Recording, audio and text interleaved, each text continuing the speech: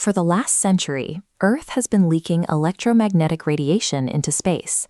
Every radio broadcast, every television signal, and every military radar pulse forms a sphere of noise expanding outward in every direction at the speed of light.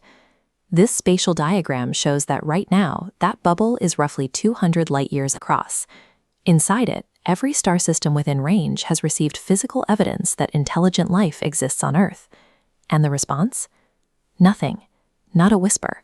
Not a single photon of reply from any of the thousands of star systems inside that bubble. The universe has heard us, and it has chosen silence. There are two possible explanations for why no one has answered. Either they are all dead, or they are all hiding. This simulation maps out an equation written in 1961 by astronomer Frank Drake to estimate how many communicative civilizations exist in our galaxy. He multiplied variables like the rate of star formation, the fraction of stars with planets, and the fraction of those planets that could support life.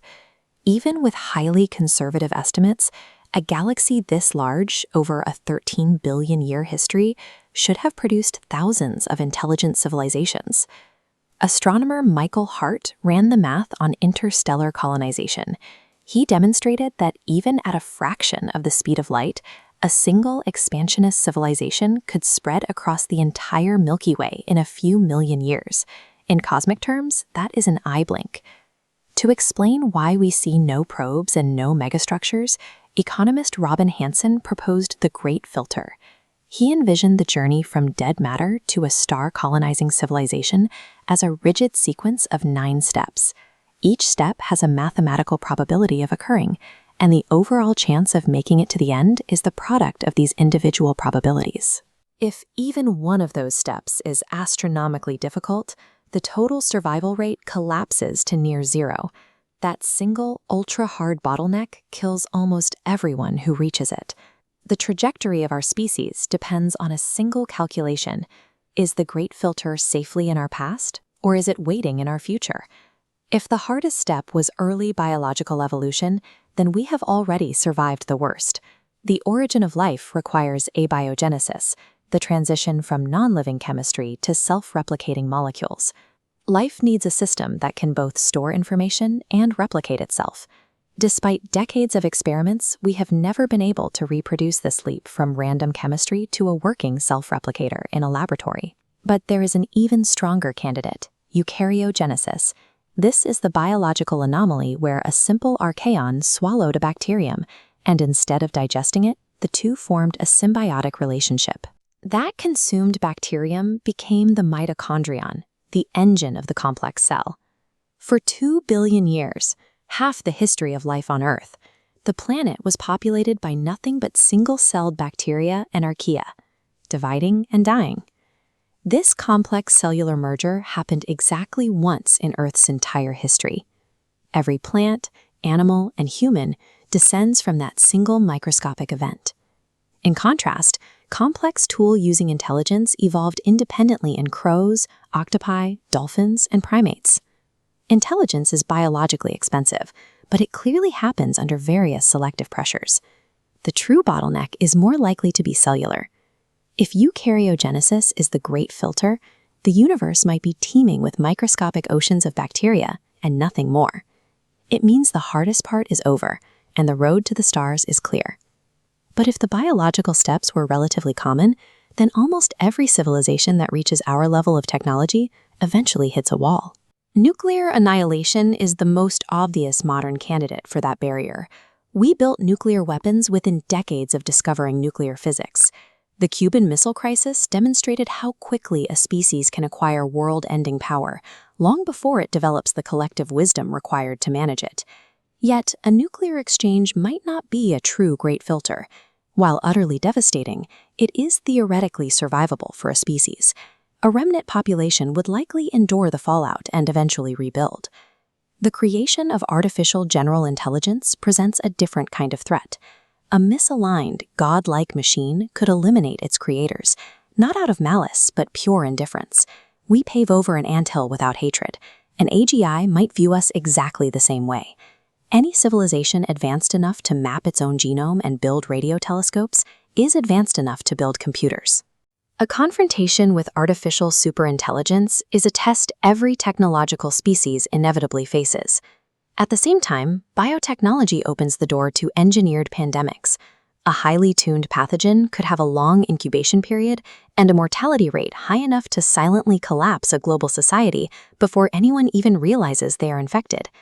The window between developing these self-destructive capabilities and establishing self-sustaining off-world colonies is the deadliest gauntlet a civilization can endure.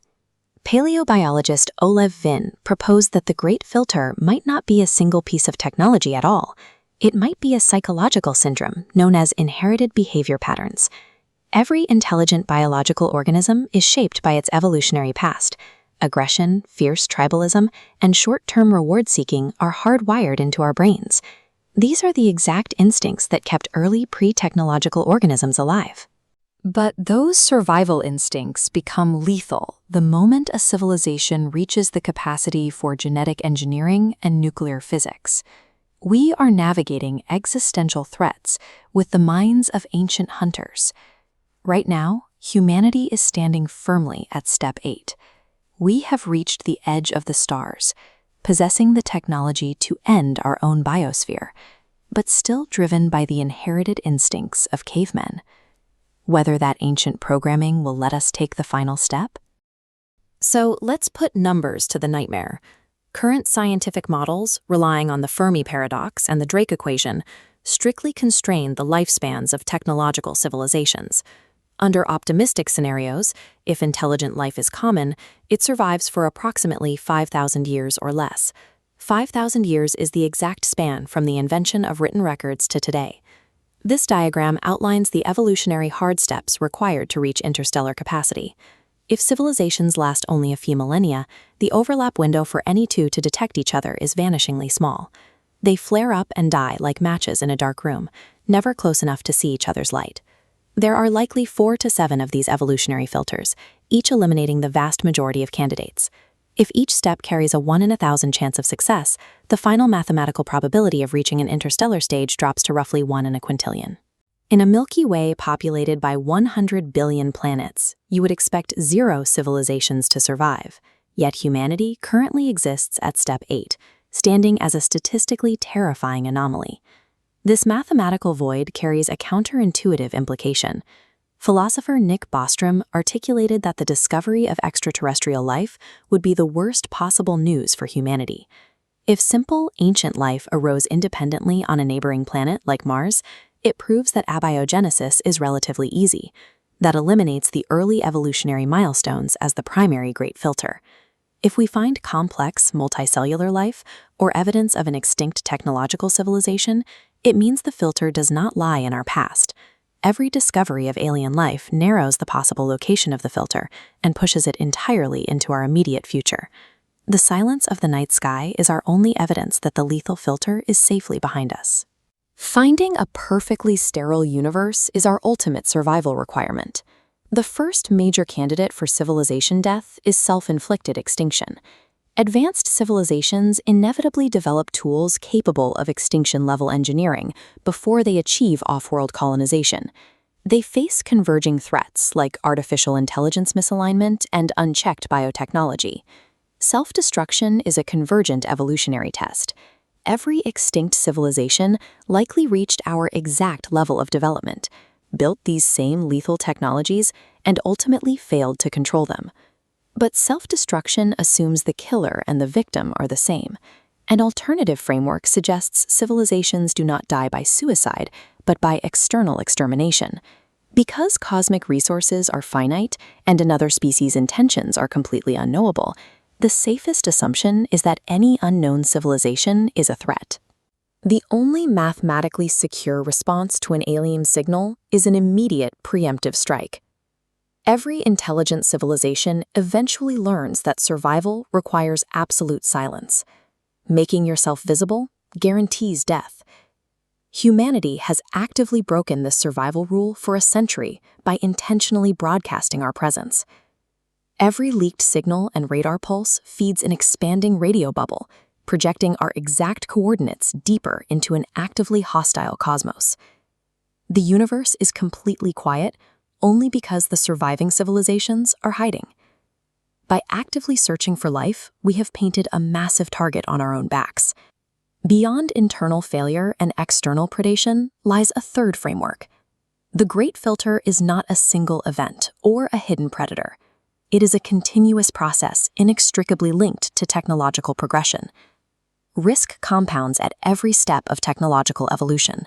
The stakes escalate continuously as a civilization advances from the discovery of fire through basic agriculture and into complex belt-driven mass manufacturing. Pushing into extreme technologies shrinks a civilization's margin for error to nearly zero.